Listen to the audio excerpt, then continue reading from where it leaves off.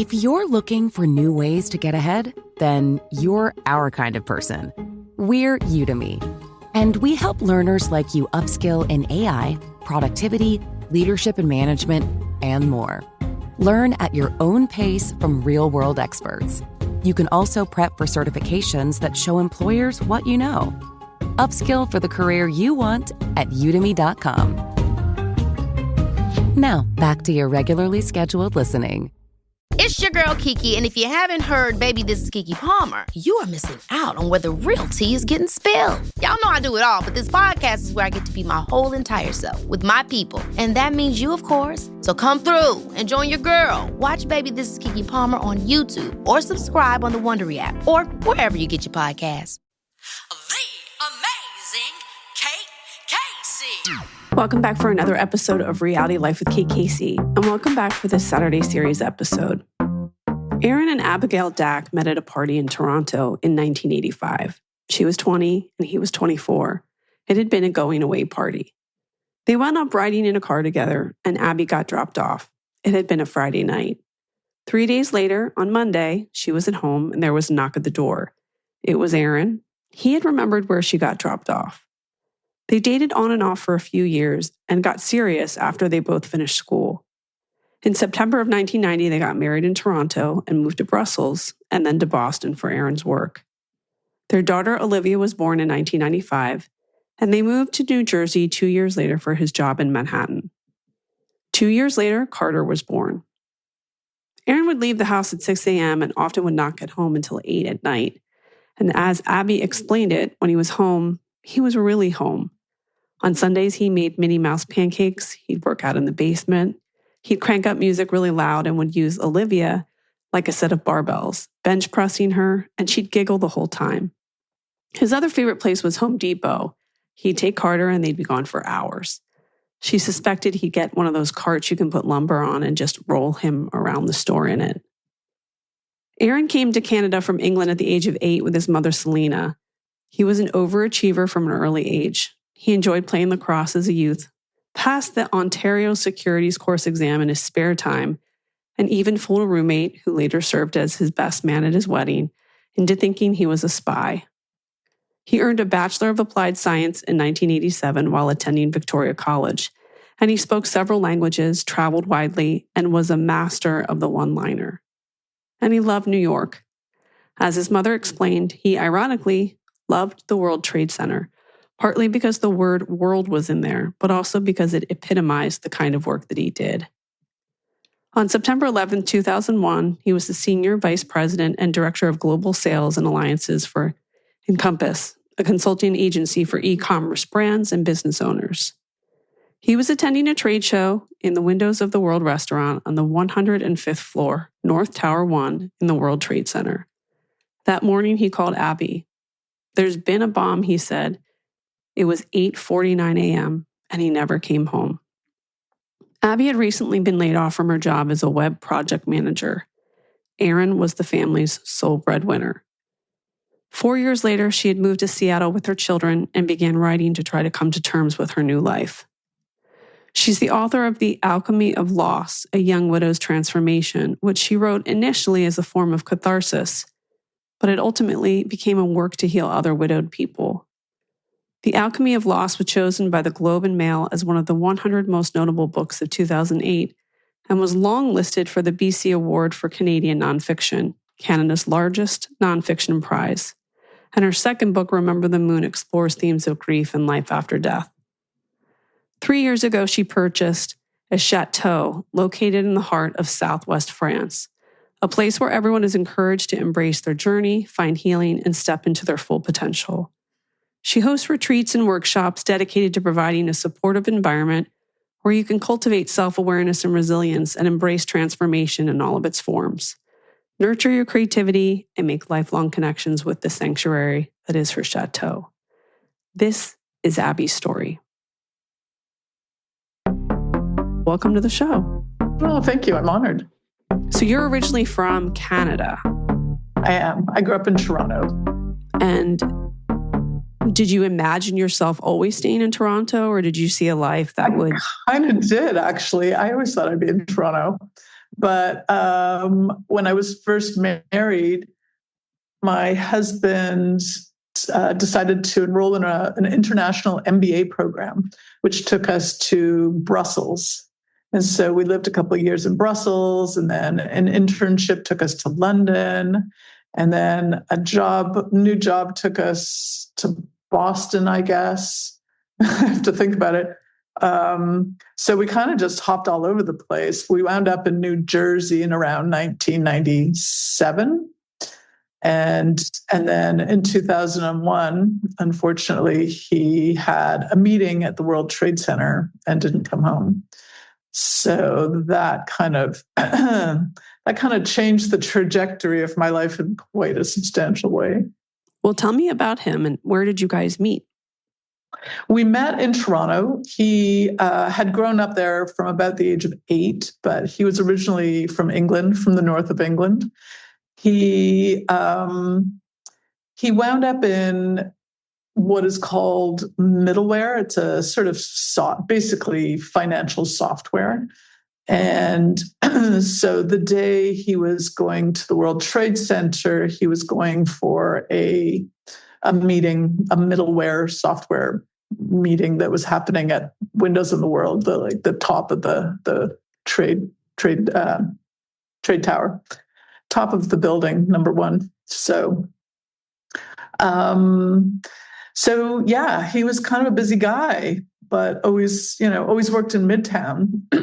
But he had called me that morning, and it turned out to be a minute after the first plane had hit the first building, and told me that he thought a bomb had gone off and that I should call 911, which to me at the time was very bizarre. And I had a 2-year-old hanging off my hip, and I'm trying to get a 5-year-old onto the bus, and I was kind of flustered. And so I just sort of said, okay. And so I called 911, which turned out to be New Jersey dispatch. But we were in New Jersey, so they didn't know anything yet. It was so quickly after the first plane had hit the first building. So they said that they would call NYPD and call me back. And so I got my daughter onto the bus, and then I ran back. It was in the days of having the cordless phone. So they called me back and said, a plane has hit the building. We suggest you go turn on your TV. So I thought, oh, all right, like a Cessna has hit the building. All right, he's not overreacting. He was a bit of an overreactor. So I was taking a little bit of what he was saying with a grain of salt. And I turned on the TV just in time to see the second plane hit the second building. Were you the only person that he was able to get through to on the phone? As far as I know, he was there with 2 colleagues. And I know that one of his colleagues had been able to speak to his office in Midtown. So we knew from that phone call that they had been ushered into a room that was supposed to be fireproof, I believe, but I doubt very much it was smoke-proof. And so it's most likely that they all sort of died of smoke inhalation before the building ever fell down, because the first tower took longer to fall down. So it was like an hour and a half. It was like 90 minutes. So. And you mentioned in one of the videos that there's reason to believe that maybe they were trying to break open the windows to get air. Yeah, there's a book called 102 Minutes. It was a book that was put together by all the reporters from the New York Times. And so between phone calls to loved ones and just a whole slew of sort of things that went on, they actually pieced together the entire timeline from like the moment the plane hit to the moment the buildings fell down.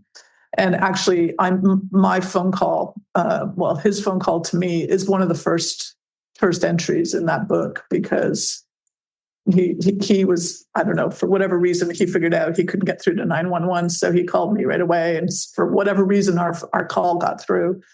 So it was one of the first calls that got through. We know from that book that windows were out by a certain time and that kind of thing. In reflection, can you think back to his voice? Did it sound panicked, or what did it sound like he was in a period of motivation, like solutions, like figuring out? He was in, like how doctors are. Like when you're in an emergency situation, you go super calm. And he was in that mode for sure. He's just like, he was just trying to impart to me the information. He said, I'm at Windows of the World. I'm at the World Trade Center. I'm at Windows of the World. Call 911. There's been a bomb. That was all he said. And I didn't even think to say, like, are you okay? Or, Mm-hmm. it was just kind of like, it was so matter of fact that I was like, okay, job done. It just never occurred to me. I wouldn't be able to call them right back after I called them and say, all right, done, what's going on. When you look back at that day, does it feel like it moves slow, or does it feel like it went by in a flash? Hard to say, a little both. Like it's almost like I have almost sort of snapshot memories, it's sort of like, I remember sitting out on the porch at one point and there's all these people milling around on my lawn, all talking about how much of a MacGyver he was. And that if anyone could get out, he would MacGyver his way out. There's another snapshot of one of our neighbors coming home that day. And I knew he worked downtown. He worked near the Trade Center. And it was like 4:00. And he just said, oh my God, it was insane getting home. Like there's no ferries running. We had I can't remember. I think he wound up walking through one of the tunnels and then managed to get a bus on the other side. But like I said, it was 4:00 by the time, and he was literally walking from probably the bus station or the train station. So he kept, he kind of gave me a little bit of hope. He just said, nobody's getting out. It's crazy. There's huge long lineups behind every phone booth. Phones aren't working, of course. So, so it was chaos. It was absolute chaos. And then I remember later at night, I don't know why I remember this, but there was a gigantic bowl of fruit salad on my counter. I don't know where it came from. And then I had a couple of friends there. They were friends of my daughter and their son were friends. So we were parent friends. And they said, what do you need? And I said, I need a book on grief for children. That was like I don't know how I'm going to tell them what's going on. Yeah. And they were so little, like they were only 2 and 6 at the time. So I didn't feel like I had a vocabulary, or like I didn't even know if I should tell them, it was like kind of that. So I think they went dashing out to Barnes and Noble and got me a book, and I devoured it. I kind of like skimmed it, but by that night I was sort of like, I had a game plan as to how I was going to manage this. So many people who can remember that time can remember just the rest of the world mourning. Of course, your experience is far more intense. How did you start to kind of like walk out the front door after that moment? It actually took a while before I even went for a walk. It was kind of crazy. Every day started with the dog going insane because somebody would show up on my porch at about 7 a.m. and I'd open the door and there would be a dozen bagels and a thing of coffee. And if you know me, I don't drink coffee. Mm-hmm. So it wasn't for me. And I joke later, I wound up having to actually buy like a chest freezer. And, a year later, I went to clean it out and I literally had 16 dozen bagels in there.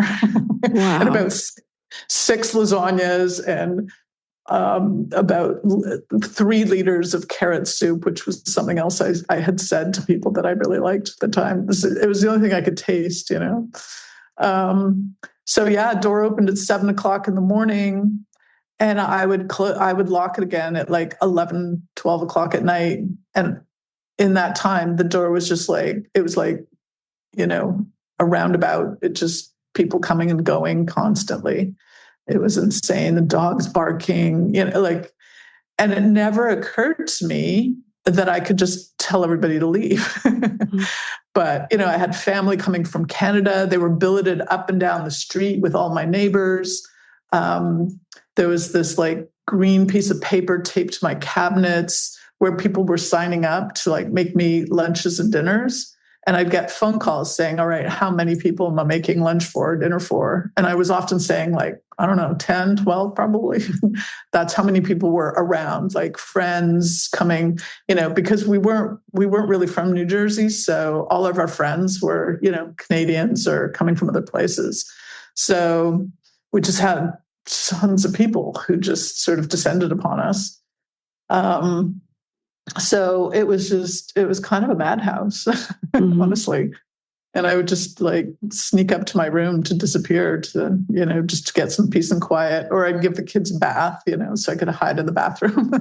Yeah. It just never occurred to me, like only much later did I sort of go, oh, I could have just told everybody to go away.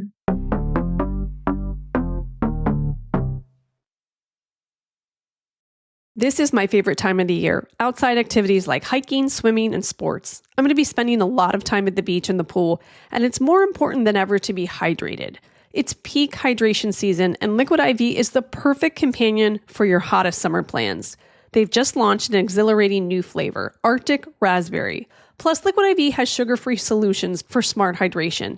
You can explore the delicious sugar-free options including white peach, lemon lime, rainbow sherbet, and more. Plus, discover more fun flavors like cotton candy or popsicle firecracker. Just one stick and 16 ounces of water hydrates better than water alone. An optimized ratio of electrolytes, essential vitamins, and clinically tested nutrients that turn ordinary water into extraordinary hydration. No matter what your summer brings, tear, pour, live more. Go to liquidiv.com and get 20% off your first order with code KateCasey at checkout. That's 20% off your first order with code KateCasey at liquidiv.com. Last year, Law and Crime brought you the trial that captivated the nation. She's accused of hitting her boyfriend, Boston police officer John O'Keefe, with her car. Karen Reed is arrested and charged with second-degree murder. The 6-week trial resulted in anything but resolution. We continue to find ourselves at an impasse. I'm declaring a mistrial in this case. But now the case is back in the spotlight, and one question still lingers. Did Karen Reed kill John O'Keefe? The evidence is overwhelming that Karen Reed is innocent. How does it feel to be a cop killer, Karen? I'm Kristen Thorne, investigative reporter with Law and Crime and host of the podcast, Karen, the Retrial. This isn't just a retrial. It's a second chance at the truth. I have nothing to hide. My life is in the balance, and it shouldn't be. I just want people to go back to who the victim is in this. It's not her. Listen to episodes of Karen, the Retrial, exclusively and ad-free on Wondery Plus.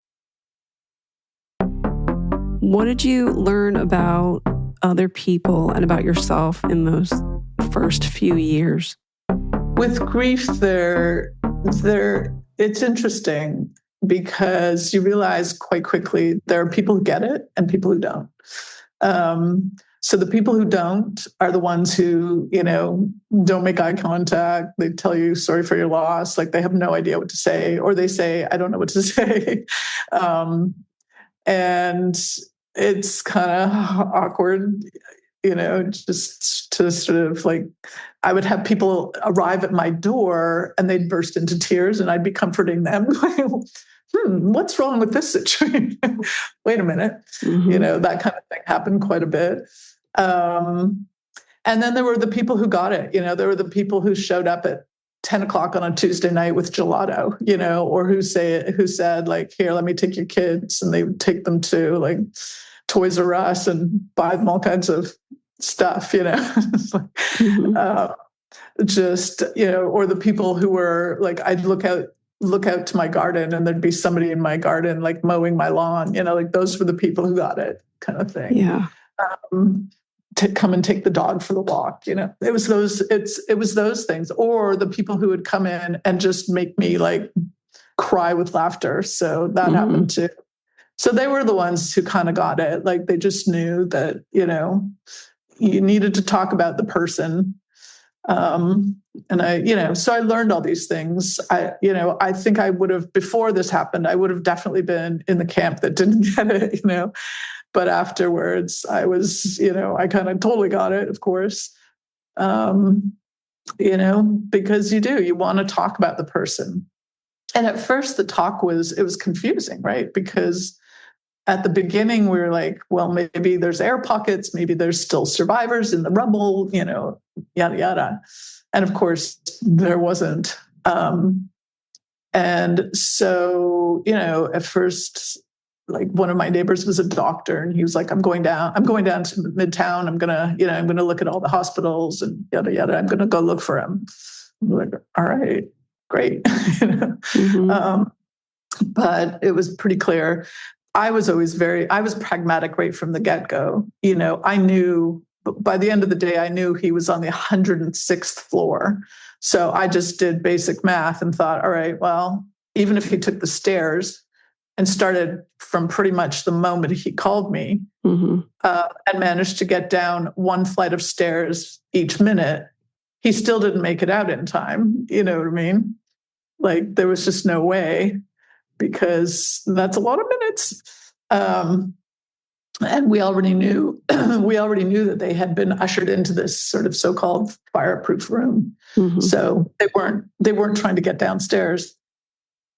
And also they were above where the plane had come into the building. So there was no getting past that. So I was pretty pragmatic right from the beginning. Like, I just thought, there's no way he's making it out, When you mention your small children, how in the following years were you able to keep him alive in some sense for your kids?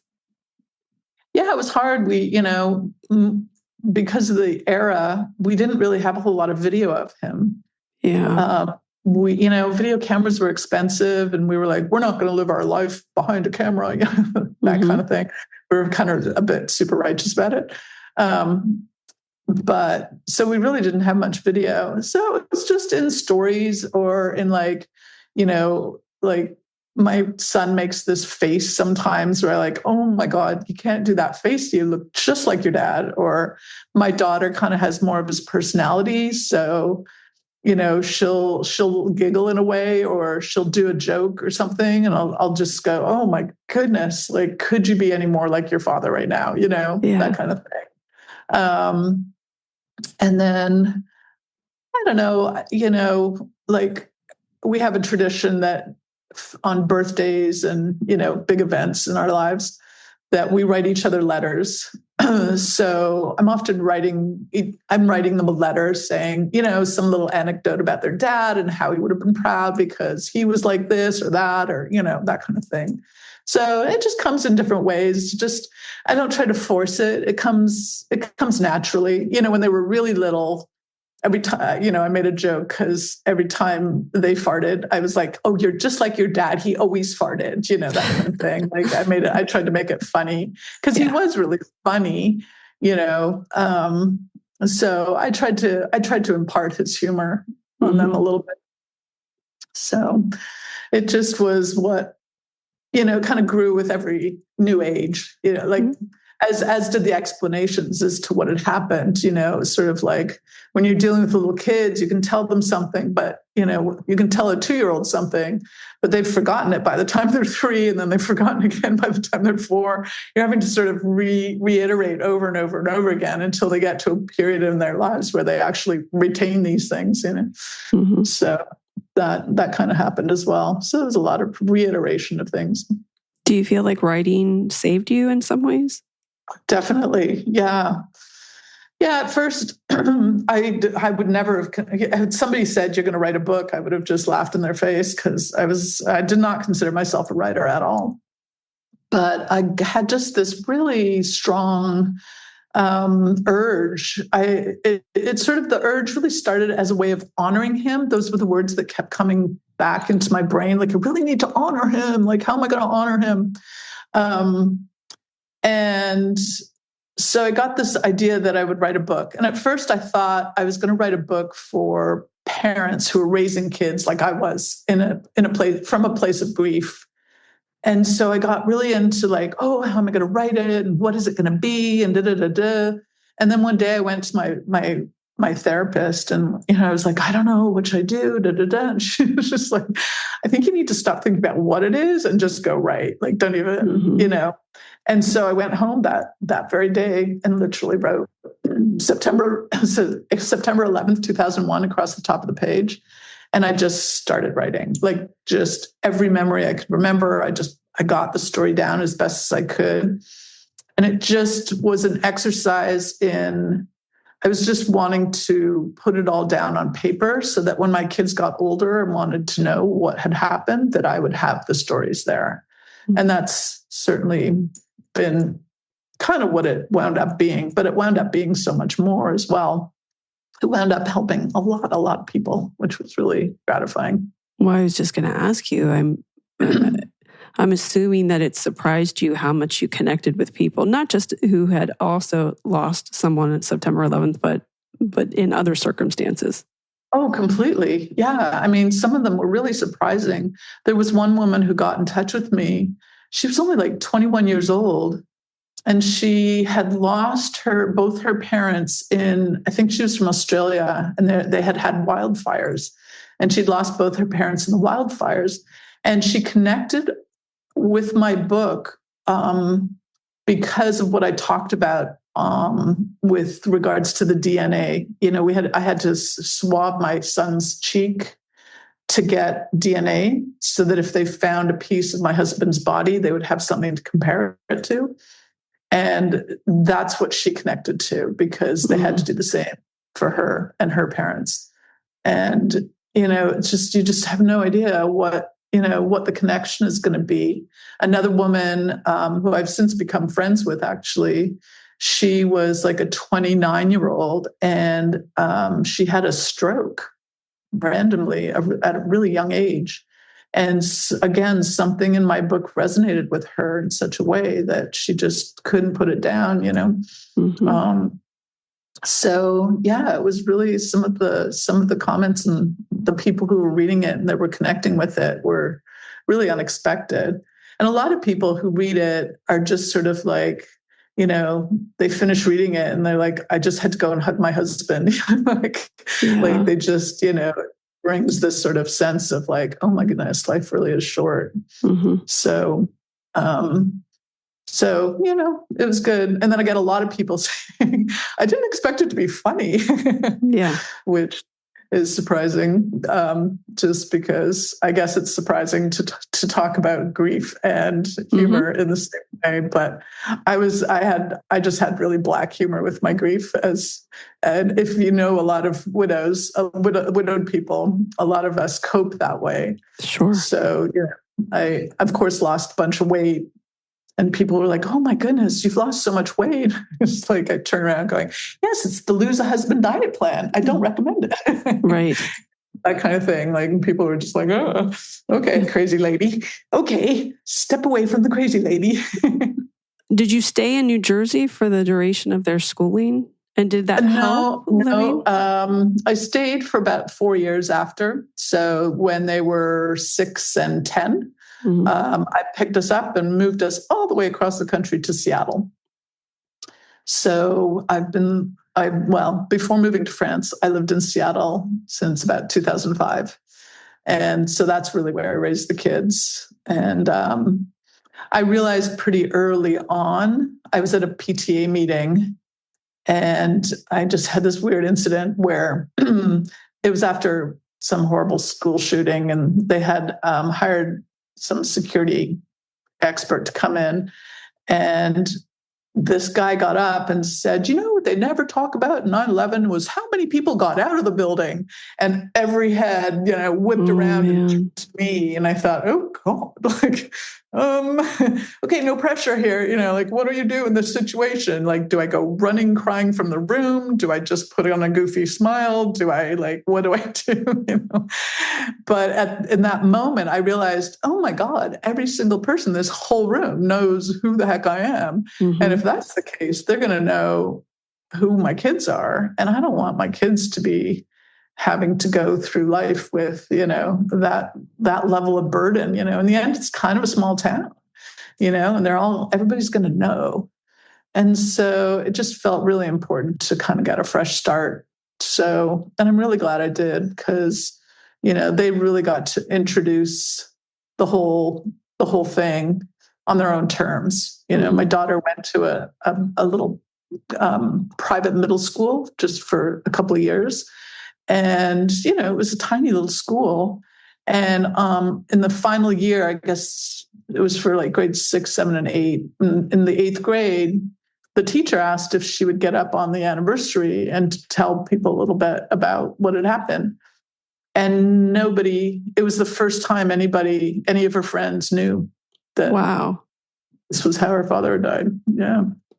So it was like kind of a big coming out for her. It was kind of a big deal.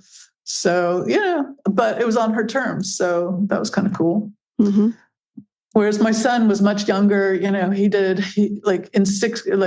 was 6, so first grade, and he did a whole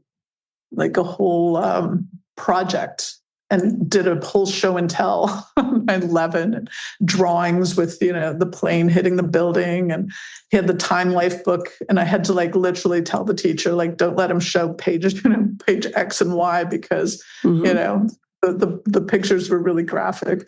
So, he was right in it right from the get-go. But it was the only way I think he could make sense of it all. Well, it sounds like he was like your husband. He's probably all about solutions and figuring out the dynamics of it, right? Yeah. Well, the logic of it. I think he was just trying to logic it all out.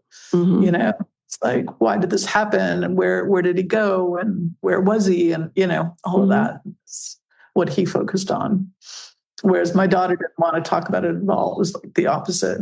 So, do you think in terms of I was this person before September 11th and a different person after, or just a varied version of yourself? It's a fine line, I suppose. I used to think that there was a me that had carried on, it had never happened, and there was a me and an Arron and my kids. There was this whole intact family that carried on in a parallel universe and lived that normal life that we were all supposed to live. And then there was this, this alternate universe where I kind of tumbled into. And in terms of the before and after, I think it was, like I mentioned before, that sort of that getting it versus not getting it. I think it was that. And then it was also realizing how life was so short, and that I really blocked myself in my before me. I blocked myself constantly. I was always telling myself I can't do that. I can't possibly do that. I have to do it this way. Or, I had these sort of weird societal things telling me I couldn't do certain things. And all of that just disappeared after. I just didn't care. I was like, I'm going to move to Seattle. It makes no logical sense, but I'm doing it, that kind of thing. I don't care what people think, and I mean, that's obviously, I bought a chateau in France at the age of, 58, a single woman, widowed. Who does that, but life was short, right? So things don't get in my way in the same way that I think they would have before. I would have been much more prescribed.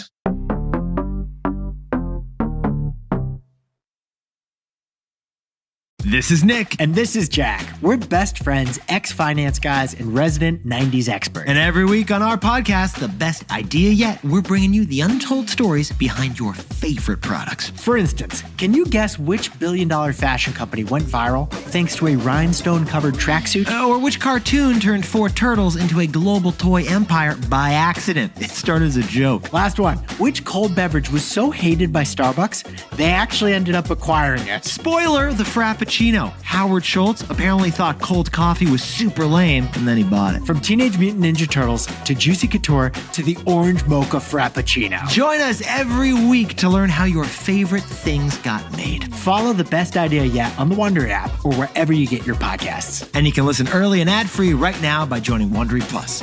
And if this podcast lasts longer than 45 minutes, call your doctor. Psst. Hey, Wowzer fams, it's Guy Raz and Mindy here. And Mindy, can you believe we have our very own Wow in the World STEM toys? I know! And look, they even have our faces on them!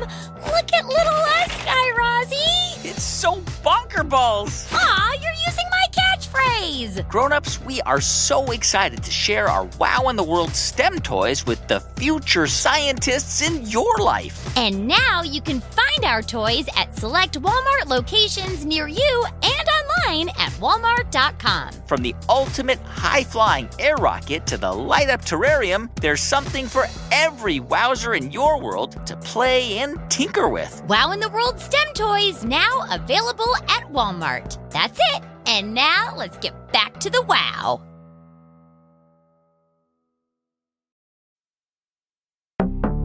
So if we were to look at your life in chapters, maybe your years with him, maybe chapter 2 and chapter 3 is Seattle. How did you move into chapter 4?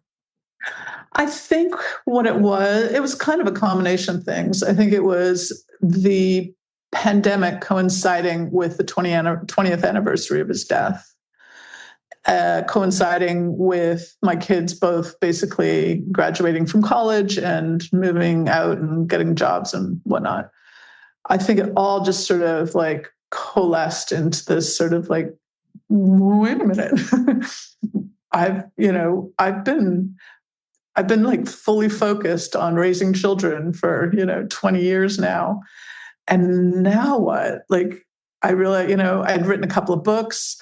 And during the pandemic, I wrote 2 more, but I was kind of disillusioned by the entire publishing business, particularly through the pandemic.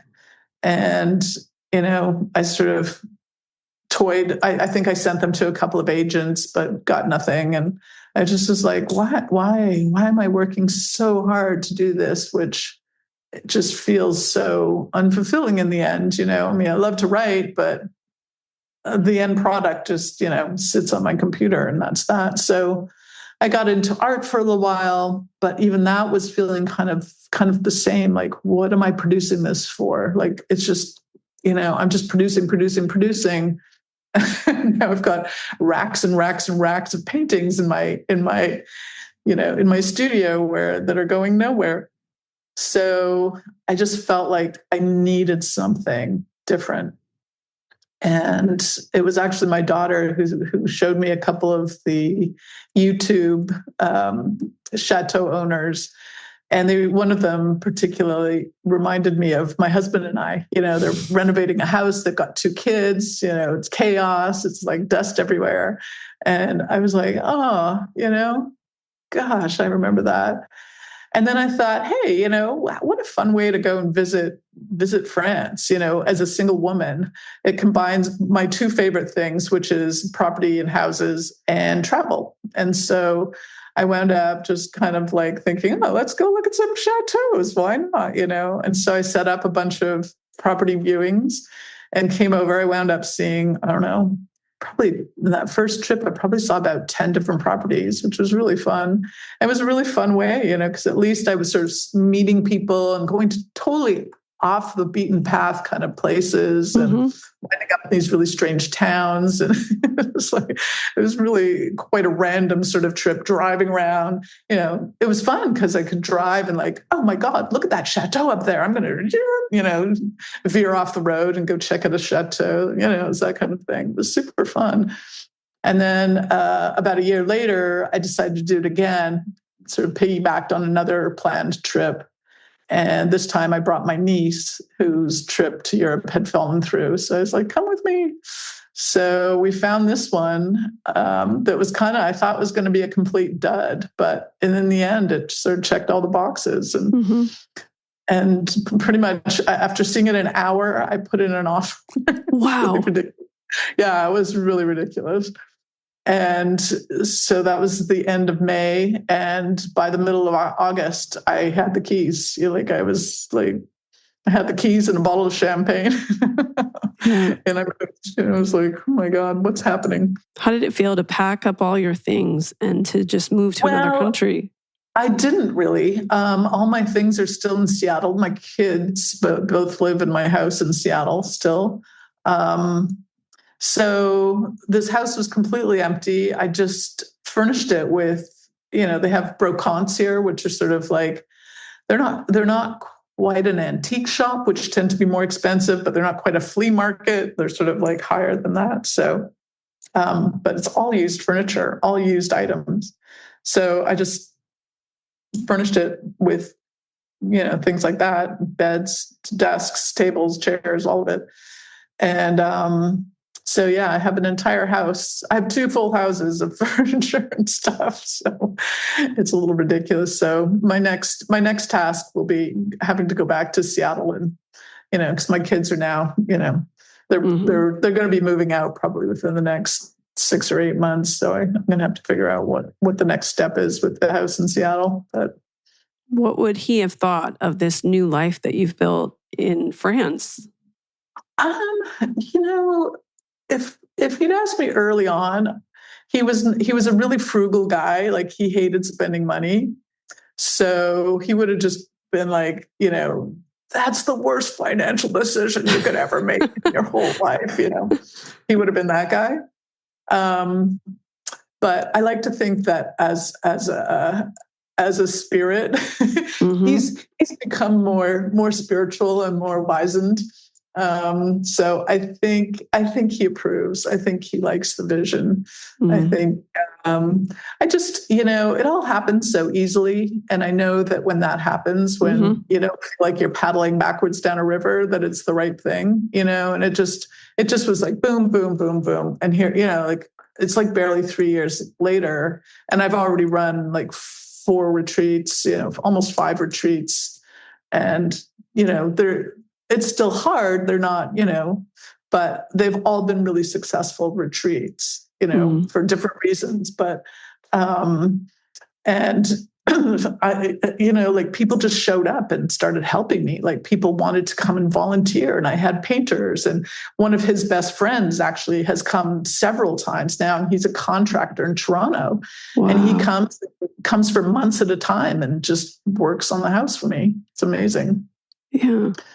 Yeah. So it's like, it was a real sort of like, if you build it, they will come kind of. Certainly. It's like people are showing up. Yeah. It's really kind of extraordinary. So throughout the year, what does the year look like? And when are people coming for retreats? What kind of retreats?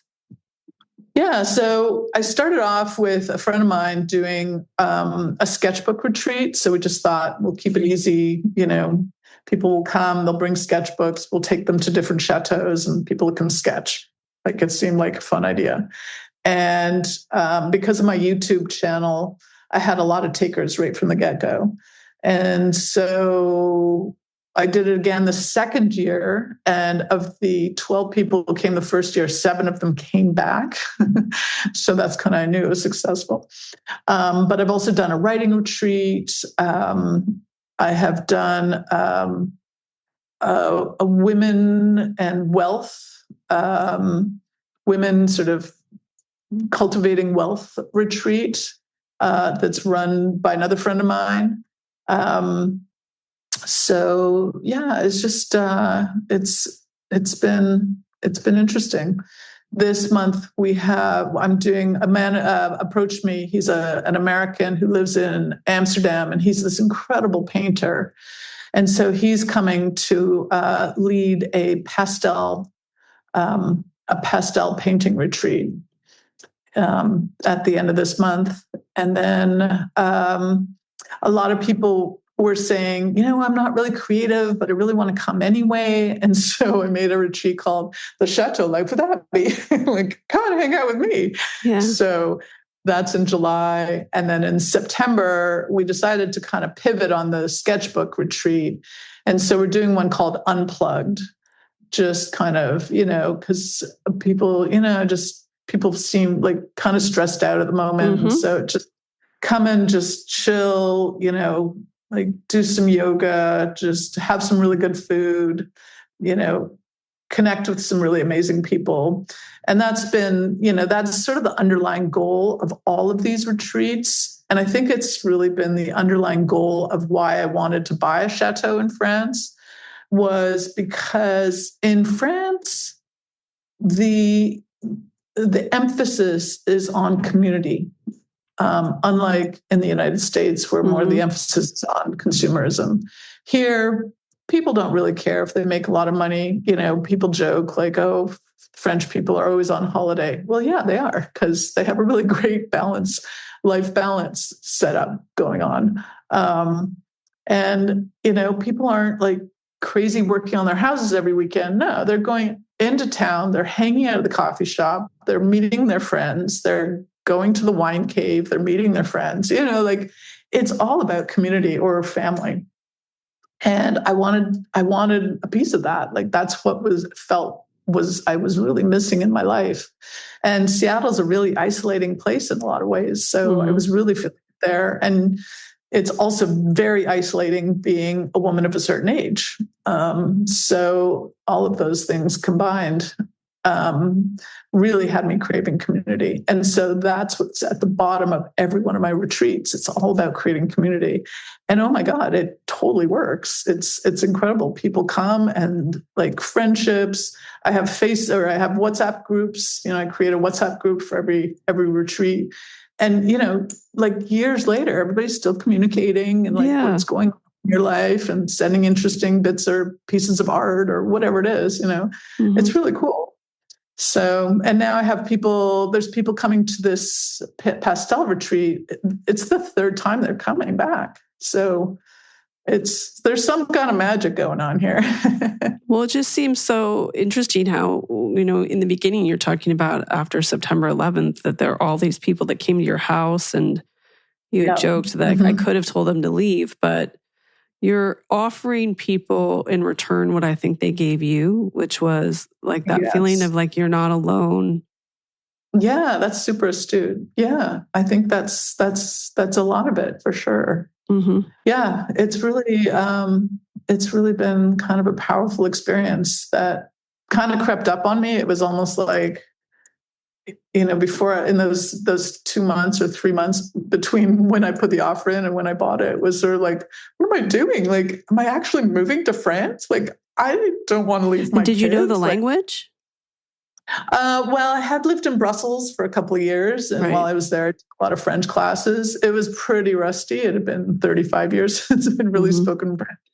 But it came back, and I mean, I'm still like, I take French class every week on Zoom, and I do Duolingo, and I do all the things, and I just day to day having to get out and go to the doctor or go to the bank and get these things.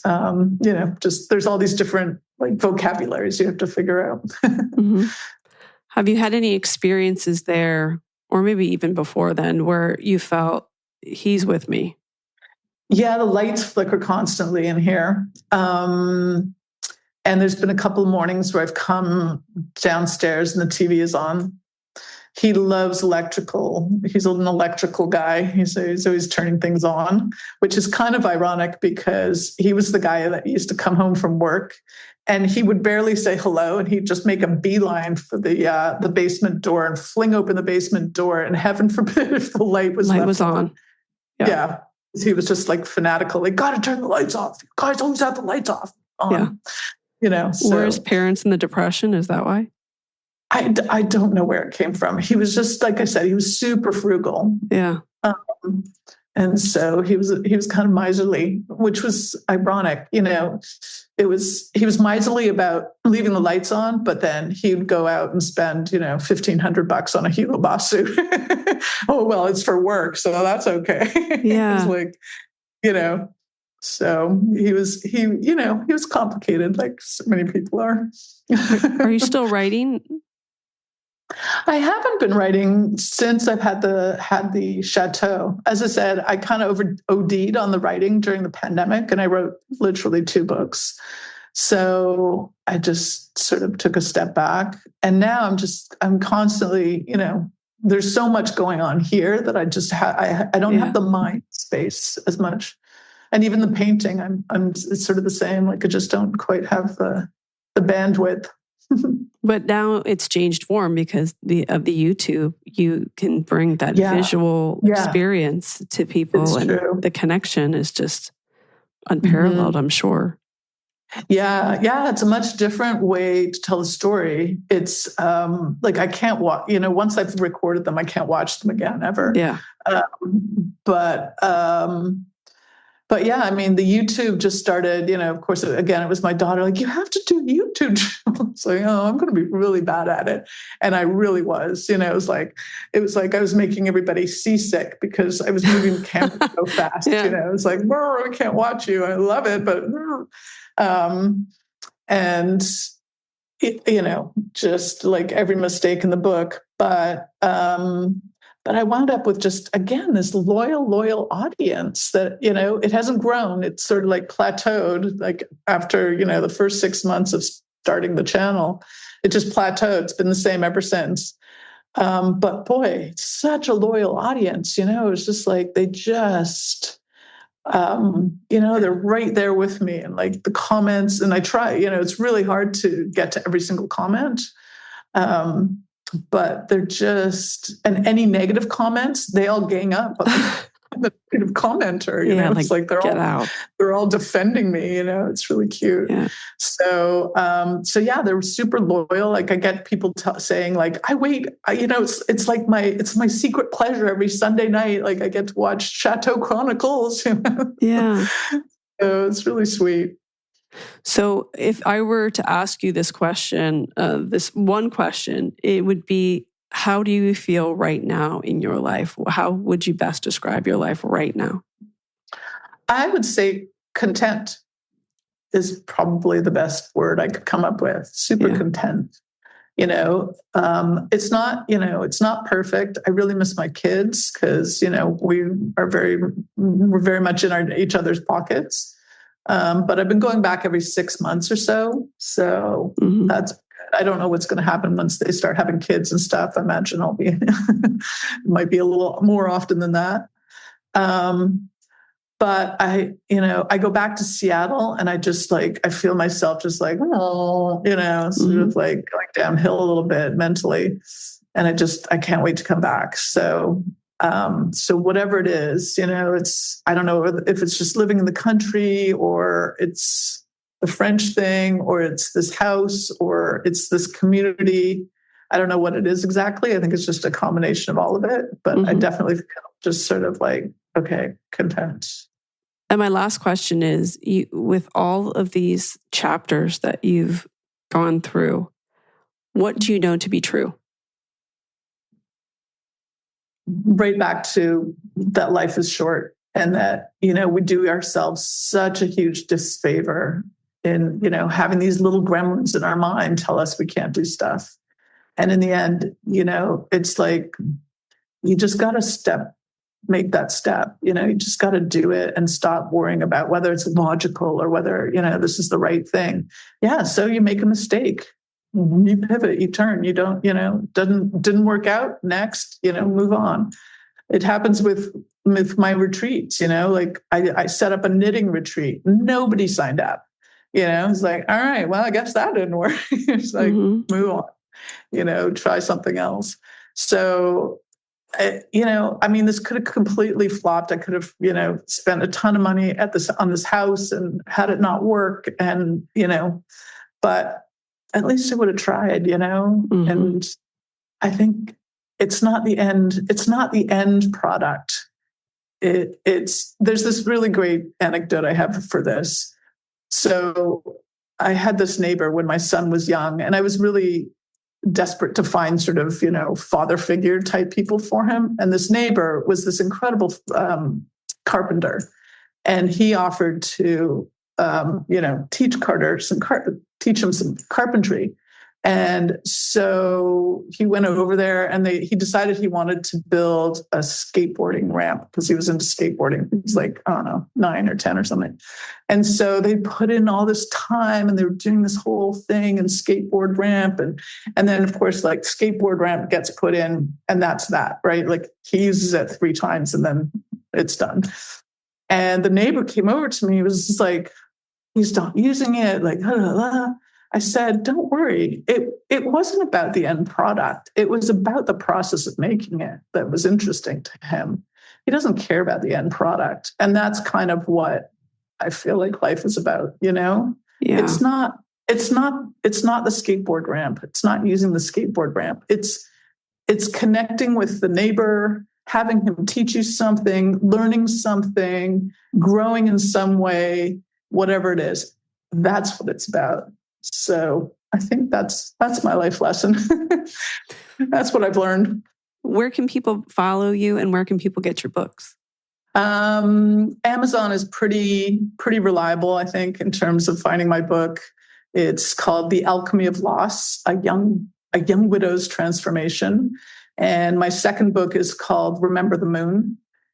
And I have actually 2 websites. So it's either abigailcarter.com or if you want to know, it's the Chateau stuff. It's all at chateauchronicles.com.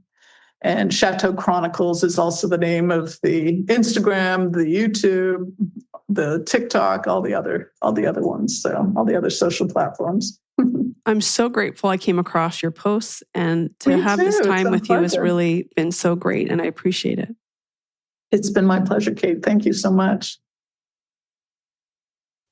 The amazing Kate Casey. I want to thank my fantastic guest, Abigail Carter, and remind you to make sure that you click subscribe to this podcast. Please leave a 5-star review. Join the Facebook group, Reality Life with Kate Casey. Make sure you check archived episodes, especially all of the Saturday series episodes, by again going back and scrolling through the archived episodes of this podcast. Also, make sure that you are subscribed to the What to Watch list to tell you what to watch in unscripted TV by going to katecasey.substack.com. Also, I've got bonus episodes on Patreon at patreon.com/KateCasey and on Apple Podcasts. And make sure you follow me on social media. I'm on Instagram at KateCaseyCA, TikTok, it's Kate Casey, and Twitter and Threads and Blue Sky at Kate Casey. Check back Monday for an all-new What to Watch episode.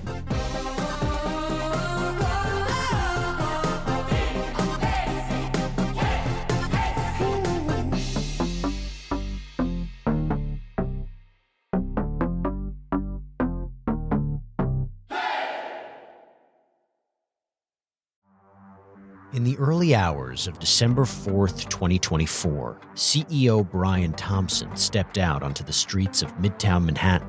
This assailant pulls out a weapon and starts firing at him. We're talking about the CEO of the biggest private health insurance corporation in the world.